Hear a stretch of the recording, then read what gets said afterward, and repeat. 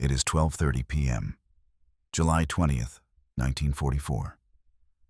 Deep in the forests of East Prussia, inside a heavily guarded compound known as the Wolf's Lair, a man with one eye and 3 fingers on his left hand is adjusting his belt. His name is Colonel Claus von Stauffenberg. Under his arm, he carries a thick leather briefcase. Inside that briefcase is not a stack of maps or intelligence reports, but 2 pounds of plastic explosives, primed with a silent acid fuse.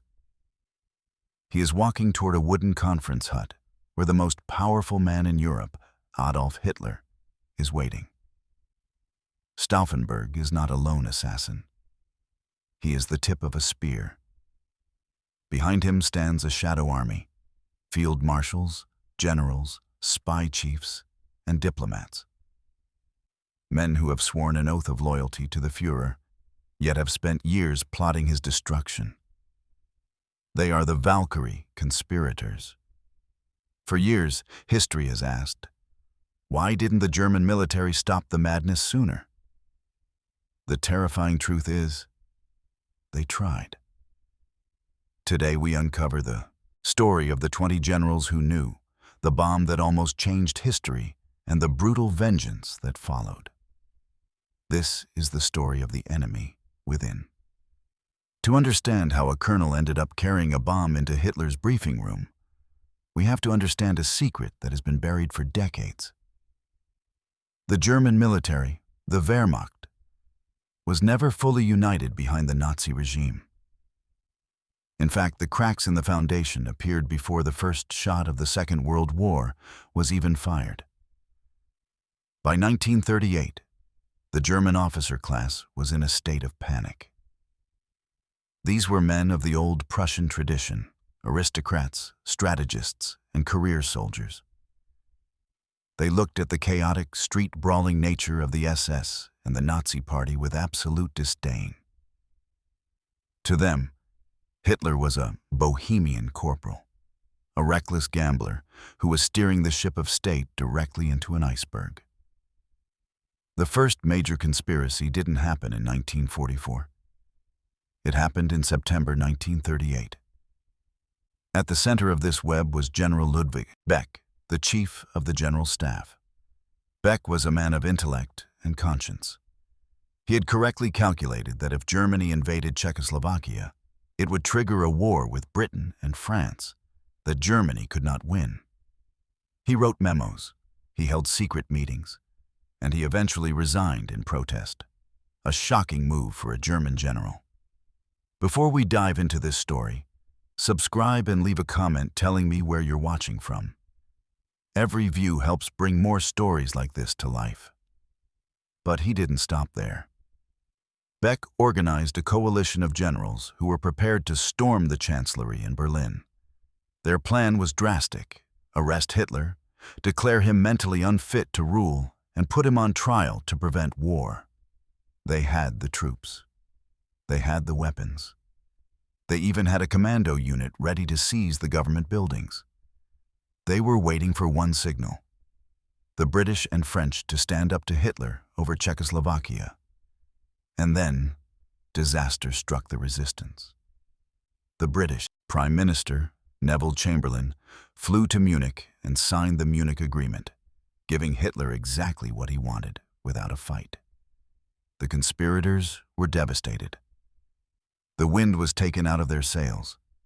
How could they arrest a leader who had just won a massive diplomatic victory without shedding a drop of blood? General Halder, another key conspirator, reportedly collapsed when he heard the news. The coup was called off. Hitler's popularity skyrocketed. The generals who knew the truth had to retreat into the shadows, waiting for the next opportunity. But the seed of rebellion didn't die. It went underground. As the war began and the atrocities in Poland and Russia started to mount, the moral rot of the regime became impossible to ignore. It wasn't just about strategy anymore. It was about the soul of the nation. The resistance began to recruit. and they found their most valuable asset in the most unlikely place of all, the head of Hitler's own spy agency. Here is the continuation of your documentary script from Chapter 2 through Chapter 9. If the Army High Command was the brain of the resistance, the Abwehr, German military intelligence, was its beating heart. This is one of the most ironic twists of the entire war. The organization responsible for catching spies and stopping treason was actually run by men who were actively committing it. At the head of this organization was Admiral Wilhelm Canaris. Canaris was an enigma. He was a master of shadows, a man who spoke little and listened to everything. Outwardly, he was a loyal servant of the state. But secretly, he was horrified by the brutal methods of the SS and the Gestapo. Under his nose, he allowed his deputy, General Hans Oster, to turn the intelligence agency into a safe house for dissidents. This group became known as the Black Chapel. Hans Oster was the engine of the early conspiracy. He was a man on fire, driven by a desperate need to save Germany's honor. While other generals grumbled in private clubs, Oster was taking action. He was smuggling Jewish families out of Germany under the guise of intelligence agents. He was warning foreign governments about Hitler's invasion plans. In 1940, Oster actually sent warnings to the Netherlands and Denmark that the German army was coming. Think about the scale of that risk. If a single memo had been intercepted, Oster and Canaris would have been executed for high treason immediately. But the Abwehr provided the perfect cover. They had the clearance to travel, the ability to issue fake papers, and the resources to communicate without the Gestapo listening. They gathered evidence of the regime's crimes in the East, compiling a massive dossier intended to be used in a future trial against the leadership.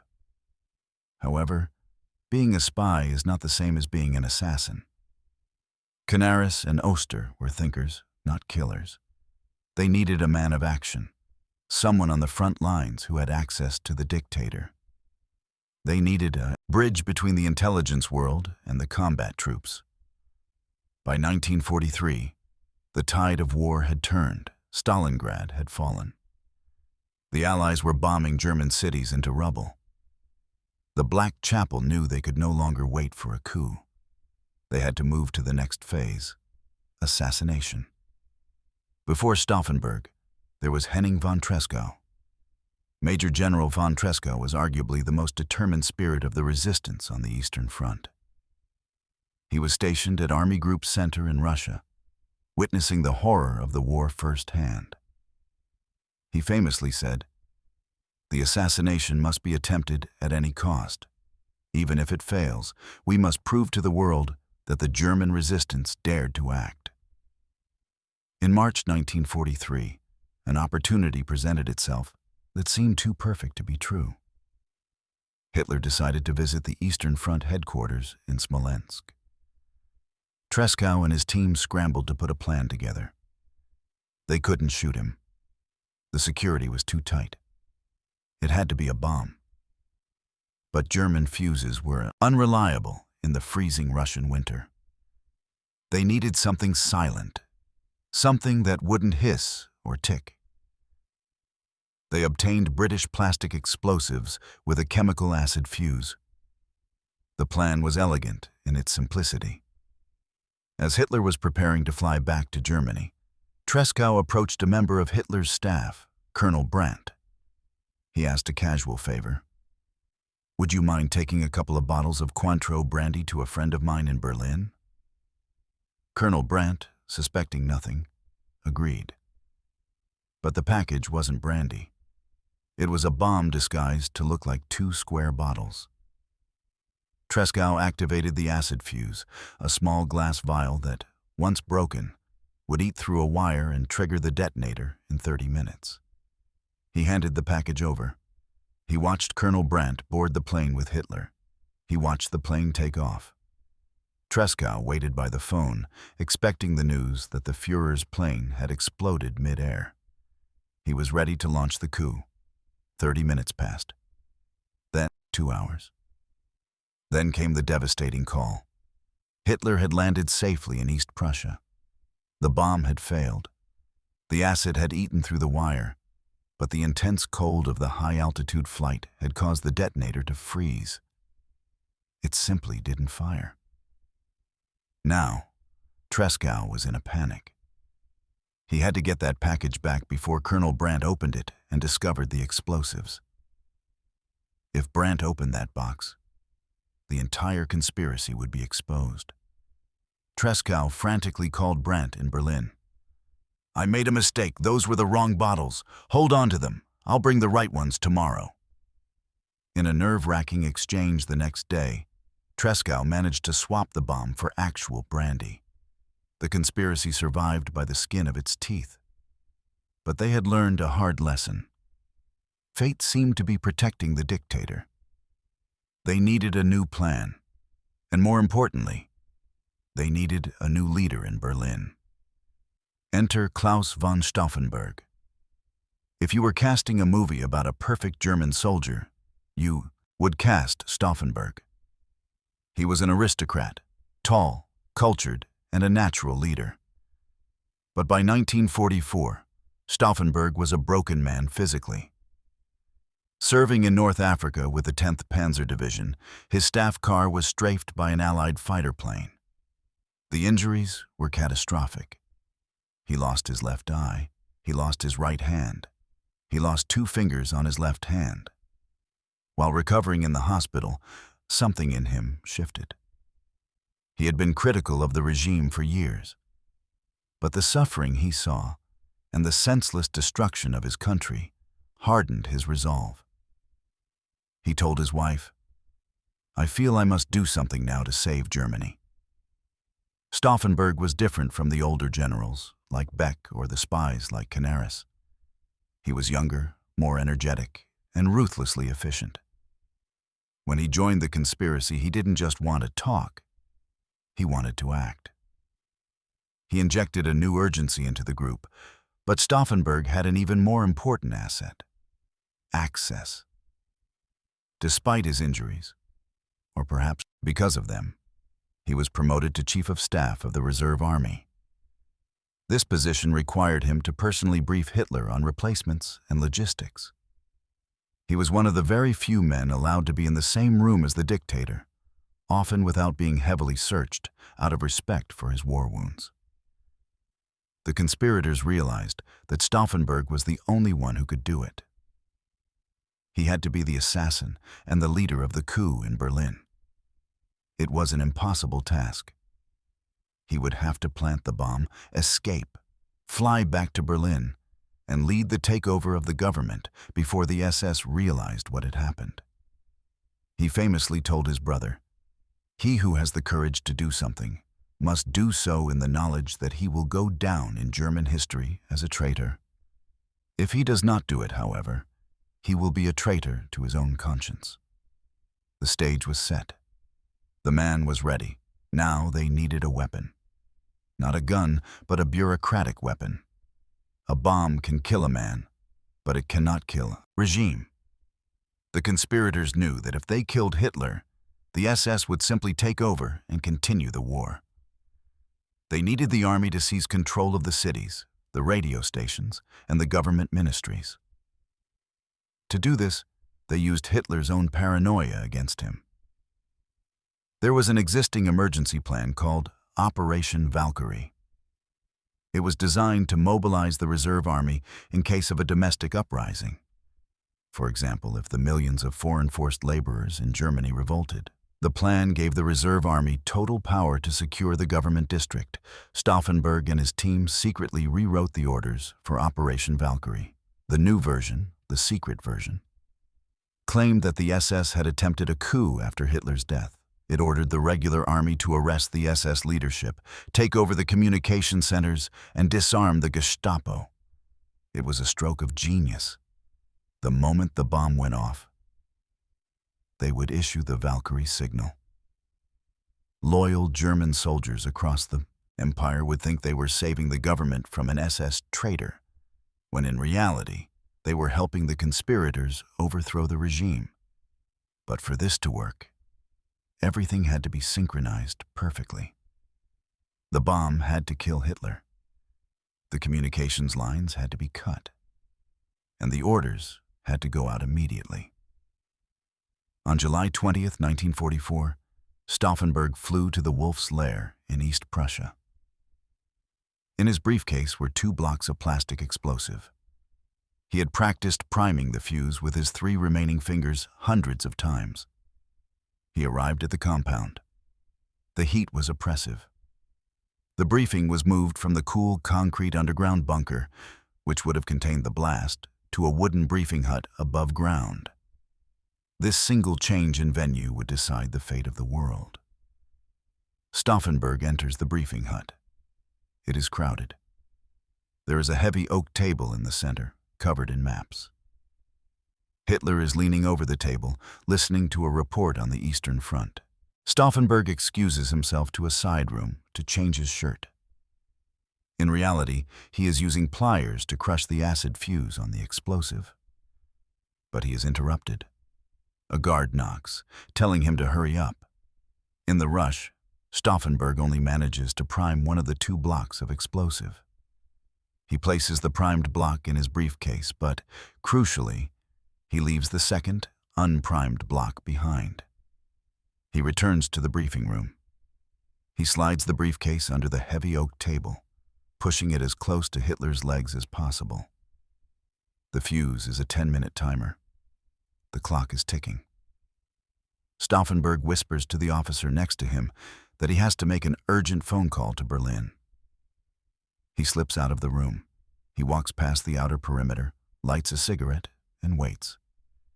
Inside the hut, Colonel Brandt, the same man who unknowingly carried the Brandy bomb years earlier, finds the briefcase is in his way.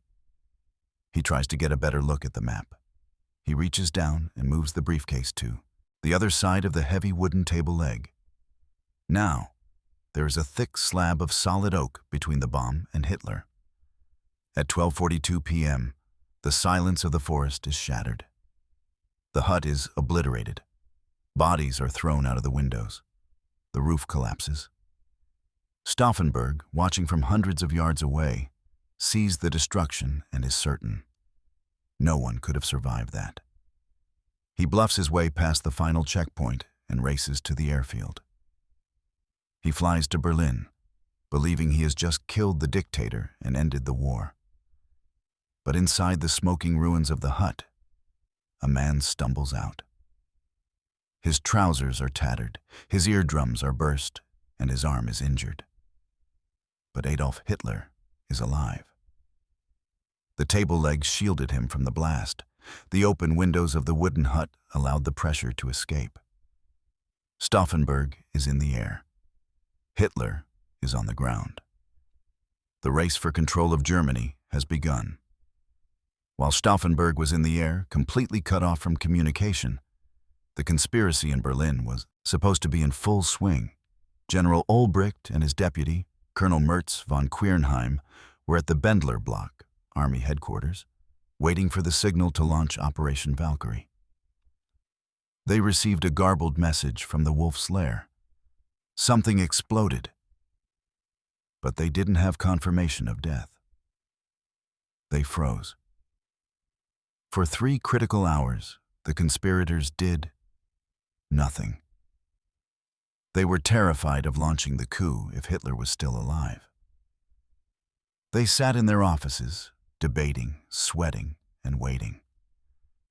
When Stauffenberg finally landed in Berlin and called them, shouting, "Hitler is dead! Launch Valkyrie!" it was already late afternoon. The element of surprise was gone. Finally, the orders went out. The Führer is dead. The SS is attempting a coup. The army assumes control. For a few hours, it seemed to work. In Paris, the conspirators actually arrested the entire SS and Gestapo leadership without firing a shot. In Vienna, the army took control. But in Berlin, the center of the storm, chaos reigned. The tipping point came at the propaganda ministry. A major named Otto Riemer was ordered by the conspirators to arrest Joseph Goebbels.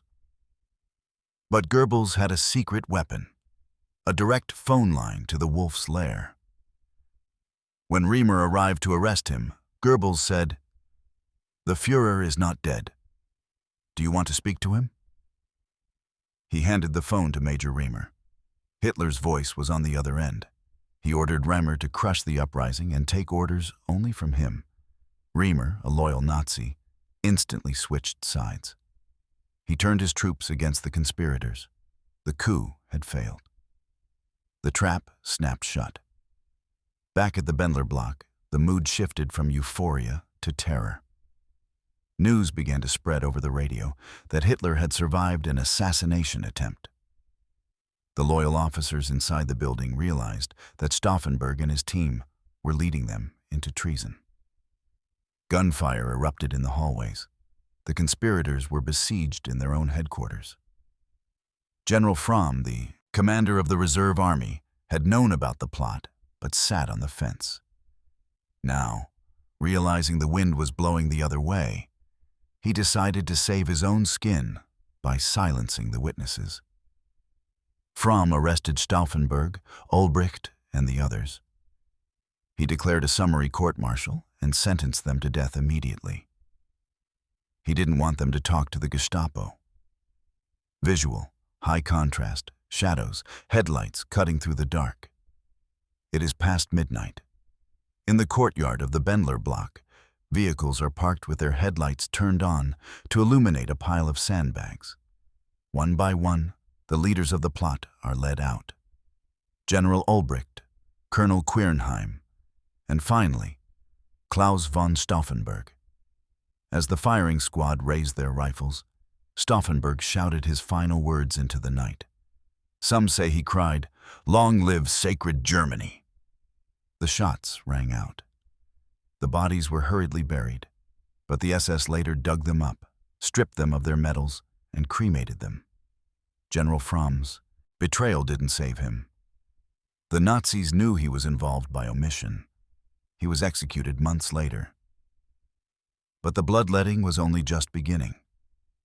Hitler wanted revenge, and he wanted it to be brutal. The failure of July 20th unleashed a wave of terror across Germany that is hard to comprehend. Hitler appointed Roland Freisler, a maniacal judge, to preside over the People's Court.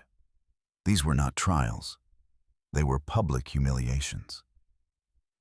The defendants, field marshals, diplomats, heroes of the war, were forced to wear oversized clothes without belts, so they had to hold their trousers up.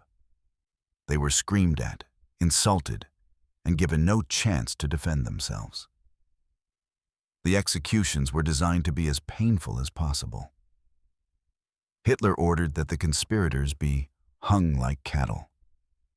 At Plötzensee prison, they were hanged with piano wire from meat hooks. The executions were filmed so the dictator could watch them later. Over 5,000 people were arrested. Hundreds were executed. The dragnet reached the very top. The Gestapo found a connection to Germany's most popular soldier, Erwin Rommel, the Desert Fox. Rommel had not been part of the bomb plot, but he had known about the dissatisfaction and had advocated for peace with the West. That was enough. But Hitler knew he couldn't execute a national hero publicly. It would destroy morale. 2 generals arrived at Rommel's home. They gave him a choice. Stand trial, be humiliated, and see your family punished. Or take a cyanide capsule, receive a state funeral, and guarantee your family's safety. Rommel put on his Afrika Korps jacket, said goodbye to his wife and son, got into the car, and took the poison. The public was told he died of a heart attack. The plot of July 20th was a failure in military terms. It did not stop the war. Millions more would die in the 9 months that followed. But historically, it was a victory for the human conscience. Stauffenberg and his co-conspirators proved that not all Germans were Nazis. They prove that even in the heart of total darkness, there were men willing to sacrifice their lives, their reputations, and their families for the sake of moral right. On the memorial in the Bendler Block courtyard today, there is a simple inscription. You did not bear the shame. You resisted. You bestowed the eternally vigilant symbol of change by sacrificing your impassioned lives for freedom, justice, and honor.